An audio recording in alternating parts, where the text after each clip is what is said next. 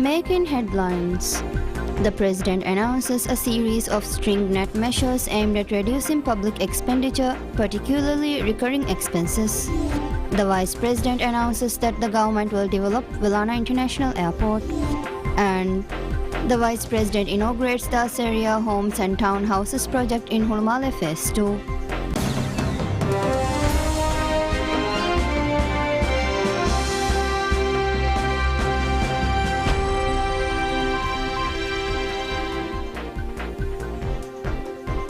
Bismillahirrahmanirrahim. Assalamu alaikum. Welcome to PSM News in English with me, Hafiz Abdusatar. And now the news in detail. President Dr. PSMNEWS announces a series of stringent measures aimed at reducing public expenditure, particularly recurring expenses. The announcement was made via a message posted on a social media platform. In his message, President PSMNEWS outlined several key measures, including a reduction in the number of political posts within the administration and scaling back or cancelling unwarranted celebratory events. As a notable example, this year's Independence Day celebrations will be significantly scaled down, excluding the usual float procession, official reception and festivities. Instead, the celebrations will be limited to the official function marking Independence Day, resulting in considerable reduction in state expenses. President PSMNEWS also mentioned that additional measures to further reduce public expenditure will be disclosed in the near future. Earlier this week, Minister of Finance Dr. Mohammad Shafiq emphasized the government's commitment to implementing policies aimed at reducing expenditure and increasing revenue, starting primarily in the third quarter of 2024. A reform agenda encompassing 20 key initiatives outlining 7 direct measures to curtail spending along with additional actions planned to achieve medium-term targets has been approved by the President. The Cabinet has endorsed a comprehensive strategy to bolster revenue through expenditure cuts, detailing a medium-term approach to achieve financial sustainability. Vice President Hussain Mohammad Latif announces the government will develop Vellana International Airport, VIA. He made this statement during the inaugural ceremony of the new fire station at VIA. At the event, Vice President emphasized that VIA will be developed with enhanced fire and rescue capabilities, advanced technology and reliable facilities in line with President Dr. PSMNEWS' development plan for the airport. Highlighting the significance of the tourism sector as a cornerstone of the Maldives' economy, the Vice President underscored the crucial role of the airport's fire and rescue service in ensuring the safety and security of civil aviation. He noted that the increase in foreign flights to the Maldives and the confidence in the airport's security underscores the importance of these efforts. He further commended the dedication of the workers and encouraged them to persevere in their endeavors. CEO and Managing Director of the Maldives Airports Company Limited (MACL), Ibrahim Muhammad Sharif, also spoke at the event. He stressed the firm's determination to expedite VIA's development and make it a regionally acclaimed airport. Sharif noted that the new fire station is critical to safeguarding airport operations, making it easier to respond to fires and disasters at the airport and in neighboring cities and islands. During the event, Vice President observed a special fire drill demonstrating the services and facilities of the newly opened fire station. The drill showcased the fire brigades in 3 main scenarios, included a demonstration of handling a medical emergency as well. The Vice President also inspected the facilities and equipment at the newly opened fire station at VIA, reaffirming the government's commitment to enhancing the airport's infrastructure and safety measures. Vice President Hussain Mohammad Latif inaugurates the Asaria Homes and Townhouses project in Hulumale Phase 2. The Asaria Homes and Townhouses project is an initiative by the Housing Development Corporation (HDC). The project has been contracted to Batch Construction Private Limited. Located at the northeastern tip of Hulumale Phase 2, the project covers an expansive 300,000 acres. It will feature 3 distinct types of residences, 37 units of beach dwellings, 14 units of garden dwellings, and 22 units of urban dwellings. Each unit will encompass 2,000 acres and will be designed to accommodate 1,200 acres of residence space. Residents will enjoy semi-guarded security, a private neighborhood, a resident garden, a guard room, a police station, and a clubhouse. Additional amenities include an exclusive lap pool, pool house, wellness center, recreation center, multipurpose event hall, and a commercial complex. This upscale residential construction project is slated for completion within 3 years and is the most luxurious housing project ever developed in Hulumale. In addition to providing luxury living, the project is expected to create over 100 jobs. HDC believes that this project will significantly boost the economy of Hulumale. Minister of Foreign Affairs Musa Zamir shares the ambitious multilateral agenda of President Dr. Mohamed Muiz's administration with the Secretary General of the United Nations (UN), Antonio Guterres. This discussion took place during Minister Zamir's visit to New York City as part of his visit in the United States. In the meeting, Minister Zamir emphasized the importance of building on the momentum from the 4th International Conference on Small Island Developing States, SIDS-4. He highlighted the crucial role of the UN system in achieving sustainable development, peace and security, and praised the Secretary General for his continuous efforts to uphold the UN Charter. Secretary General Guterres acknowledged the leadership role of the Maldives at the SIDS-4 conference and other multilateral forums, particularly in climate change and financing for development. He reiterated the UN's commitment to supporting the achievement of sustainable development goals and ensuring global peace and security. Minister Zamir was accompanied by the permanent representative of the Maldives to the UN, Ambassador Dr. Ali Nasir Mohammed, Secretary for Bilateral Affairs Dr. Hala Hamid, Senior Undersecretary Hassan Hussein Shihab, and Second Secretary at the Permanent Mission of the Maldives to the UN, Naufar Rushdi. In another meeting with the UN Secretary General of the United Nations Department of Economic and Social Affairs, Lee Junhua, discussions focused on how the Maldives can collaborate with the United Nations Department of Economic and Social Affairs to enhance resilience, productivity, and capacity. Mr. Zamir also engaged with the Maldivian community in New York and New Jersey over evening tea, assuring them that maintaining and enhancing consular services is a high priority. He hosted a working lunch for tour operators and travel advisors based in New York, providing an overview of the Maldivian tourism industry and stressing the importance of promoting Maldives tourism in the U.S. market. Furthermore, Minister Zamir met with the ambassador of Palestine to the UN, Riyad Mansour, and reiterated the Maldives' solidarity with Palestine and their right to self-determination. He called for an immediate end to the ongoing genocide in Gaza and expressed support for the admission of Palestine as a full UN member. Mr. Zamir's U.S. visit began in Washington, D.C., where he held meetings with U.S. Secretary of State Antony Blinken, Administrator of the United States Agency for International Development Samantha Power, the U.S. Council on Foreign Relations, and several Congress members. He also met with the Maldivian community residing in Washington.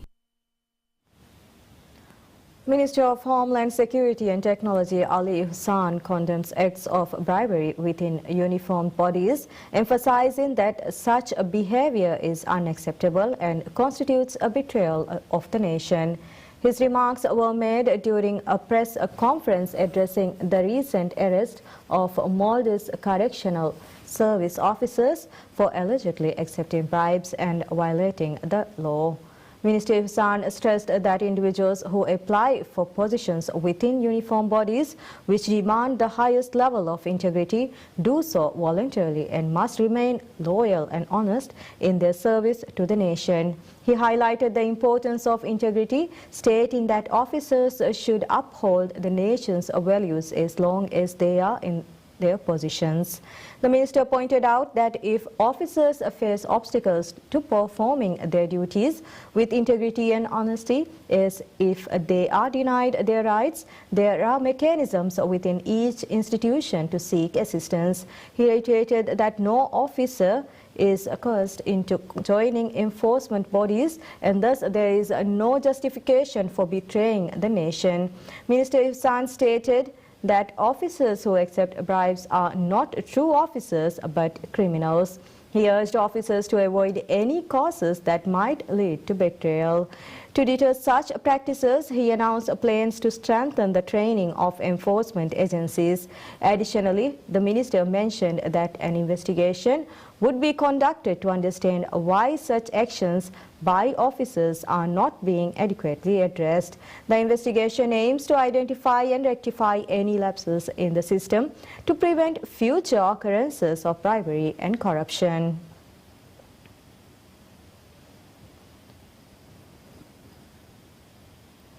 The Maldives Police Service MPS reports the arrest of 13 employees during an operation targeting bribery and smuggling involving jail officers at Mafushi prison.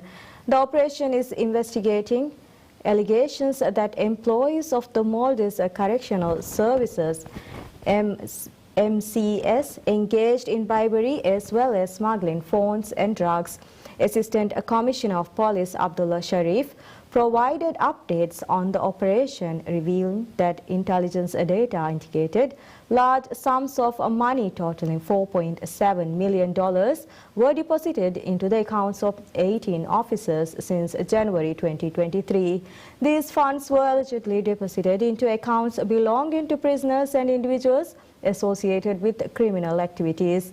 Minister of Homeland Security and Technology Ali Hassan strongly condemned the actions of individuals in positions of trust who accept bribes. He emphasized that the authorities will pursue the strictest legal actions against all those involved in bribery cases. Minister Hassan disclosed that all 18 officers implicated were of junior rank, with 6 already having resigned. He reassured that there would be no discrimination based on rank in handling the case. Regarding the arrest, MPS stated that 13 officers from the Maldives Correctional Services were arrested, 9 in Mafushi Kafetol, 2 in Kashidu Kafetol and 1 in Male City. The operation underscores the Maldives government's commitment to combating corruption and ensuring the integrity of its law enforcement institutions.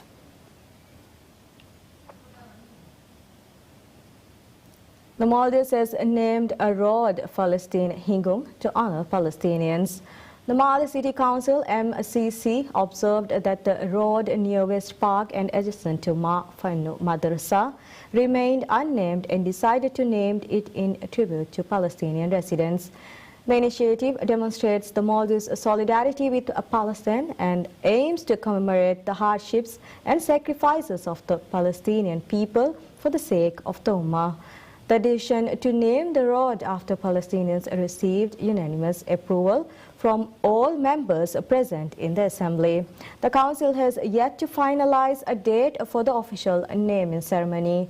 The Maldives has consistently shown strong support for Palestine on various international platforms. Numerous nationwide campaigns and fundraising events have been organized to provide financial assistance to Palestinians, reflecting the country's commitment to supporting Palestine.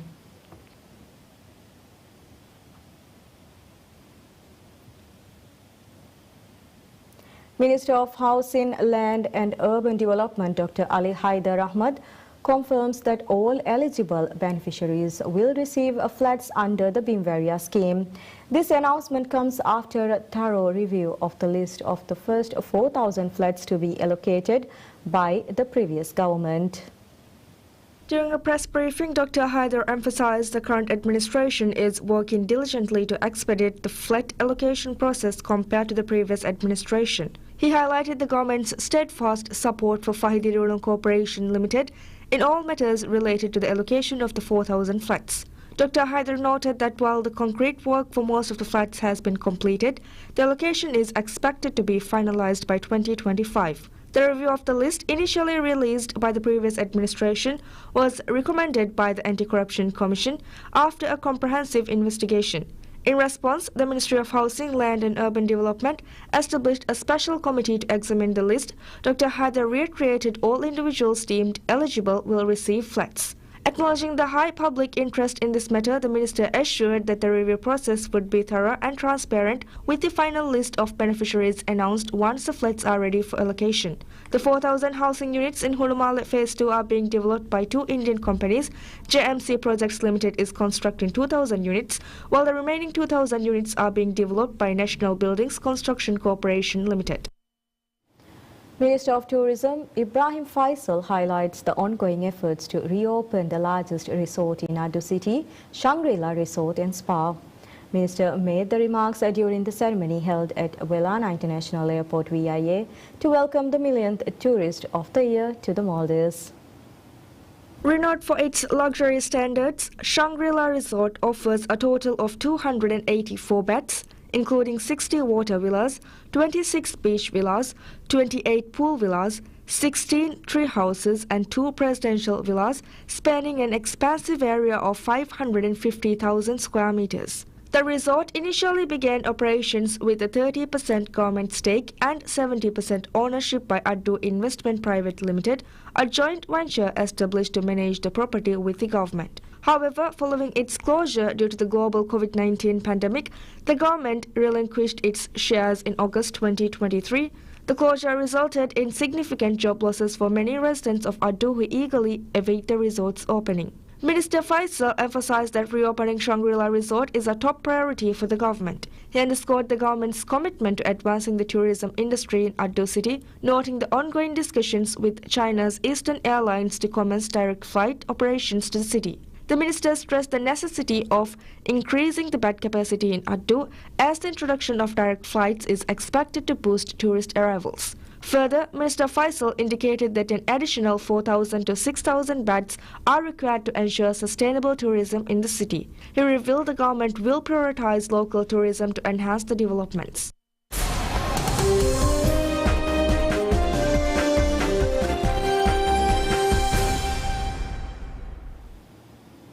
The dollar was headed for a second straight quarterly gain and jumped to a near 4-decade high on the battered yen in Asia while waiting on crucial US inflation data.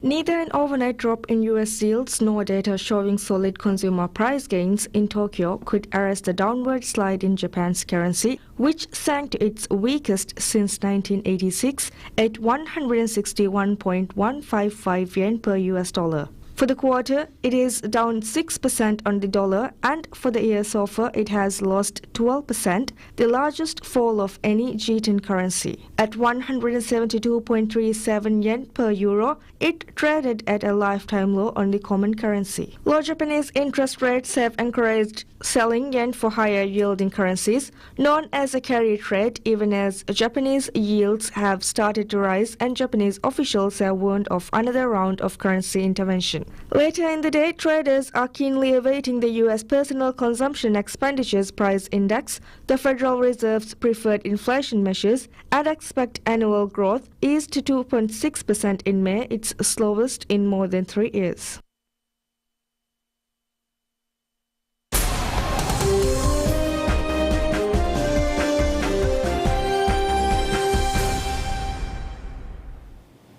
A roof collapsed under heavy rainfall and winds at the main airport in India's capital, New Delhi, killing one person and causing authorities to cancel flights from one terminal. A portion of the canopy at the departure area of Delhi Airport's Terminal 1 collapsed early in the morning and flight operations were shut down until 2 p.m., India's aviation minister told reporters. The entire terminal, one of 3 at the country's busiest airport, has been evacuated and inquiry ordered into the collapse, said the minister, Kinjarapu Ramohan Naidu. At least 10 flights were cancelled and 40 were delayed, according to data from flight tracking platform Flight Trader 24. Atul Garg, the director of Delhi Fire Services, said that 8 injured people were taken to hospital and the rescue operation had been completed. Visuals from Indian TV channels showed a taxi crushed under a wrecked metal pillar at the entrance area of the terminal, which is mostly used by low-cost carriers Indigo and SpiceJet for domestic flights. Indigo is operated by Interglobe Aviation. The airport area received about 148.5 millimeters of rain over 3 hours in the early morning, more than the average for all of June, according to India's Weather Office. Many other parts of Delhi were flooded as well, and cars trapped in thigh-deep water. Metro services were affected and traffic snarls were reported from several parts of the city. Several residents in Delhi also complained of power cuts. Officials said that in India's most populous state of Uttar Pradesh, at least 20 people died in various rain and flood-related incidents in the last 48 hours, including 7 due to lightning strikes. GMR Airport's infrastructure, which operates Delhi International Airport, is also its top shareholder with a 64% stake. Its shares fell as much as 2.1% in early trade.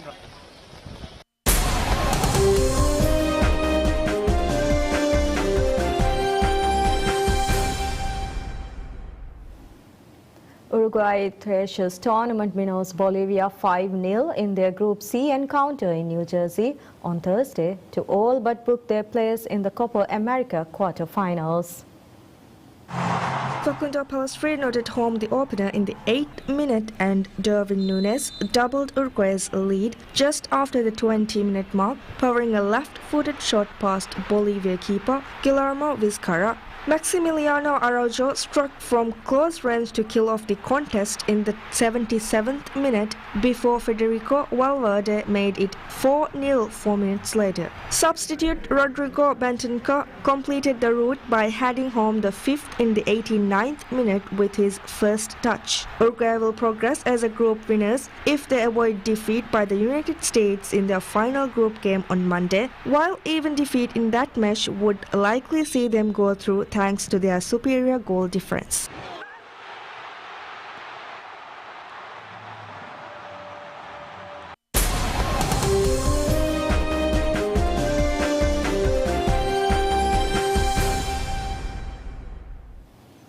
A group of life-sized wild animal puppets took their first steps that will see them embarking on a 20,000-kilometer journey from Central Africa to Northern Europe, symbolically fleeing from the effects of climate change. The Herds is the new project from the team behind Little Amal, the giant puppet that toured the world to raise awareness on the plight of refugee children. Taking place from April to August 2025, it will see groups of puppet animals traveling north, with the herd expanding in size and variety along the way. The idea is that a group of animals start fleeing because of climate change, and as they go from city to city along the journey, they will add more native species, more endemic species, and the herd grows, says the artistic director of the Herds, Amr Nizar Zoe. The journey starts in Congo Basin and will end in the north of Norway. Organizers aim to engage local communities in stopover towns and cities in the project and provide them with training and resources. To facilitate the process, the puppets are made of easily accessible and recycled materials such as cardboard and plywood. The prototypes of the puppets have been designed by Zoeb, and the Ukwanda puppets are Designs Arts Collective in South Africa with students at London's Wimbledon College of Arts. UAL testing out patterns, building the puppets, and helping write instructions. The puppets not only need to look good but also need to be sturdy to survive the long journey, said designer and puppeteer Craig Leo. The puppeteers have also immersed themselves in researching movements and sounds to portray the animals, which are zoologically accurate in size. Bringing the animals to an urban setting, Zoe hopes to remind people of the beauty of wildlife and nature. And that's all we have for this hour. Thank you for watching. Wish you all a very pleasant day ahead.